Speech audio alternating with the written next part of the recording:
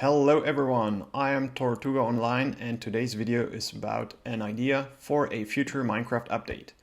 Talking about updates, you might know that the next big update Mojang announced at the Minecon is called the Wild Update. It is scheduled to be delivered later this year and brings a lot of new stuff to the swamp biome. I'm a big fan of this update, I'm really looking forward to it. But let's think a minute about other possible future updates.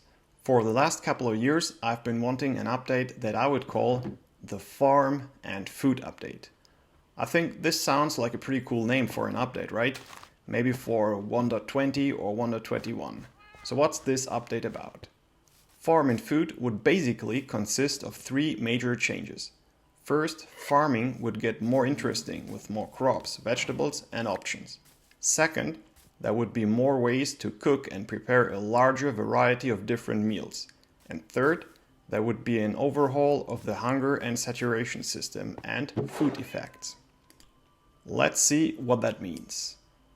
Farming. For those of you that like to hang out at your home base and just chill and farm, this update is right up your alley. It brings more variety to crops and vegetables. Besides wheat, we would also be able to find rice. Maybe rice could replace wheat in the swamp biomes. So if you destroy grass, instead of getting wheat seeds, you would get rice seeds that have to be planted in mud or water.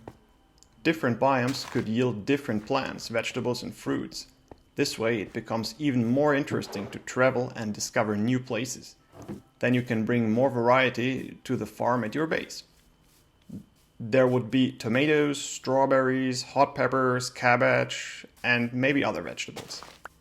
With these you can have more interesting farms and more diverse ingredients for cooking, which brings us to the second point of this update. Cooking.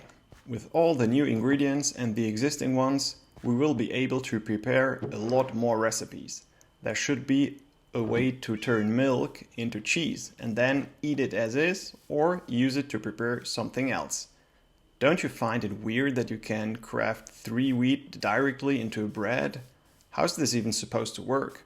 Let's make this at least a little more logic and add an extra step. Wheat has to be transformed into flour and then it has to go into a furnace to make bread. We could also use flour, tomatoes and cheese to make a pizza. Or rice, kelp and fish to make maki sushi. I know there are mods out there that add a plethora of food options and cooking methods to the game. Why not just copy that? Well, in my opinion, Minecraft has become a more complex game, but is trying to keep the core mechanisms simple. This should be applied to food and cooking too. There should be more items and recipes, but not hundreds or thousands of them. There has to be a balance between simplicity and complexity. The Farm and Food update would do exactly that.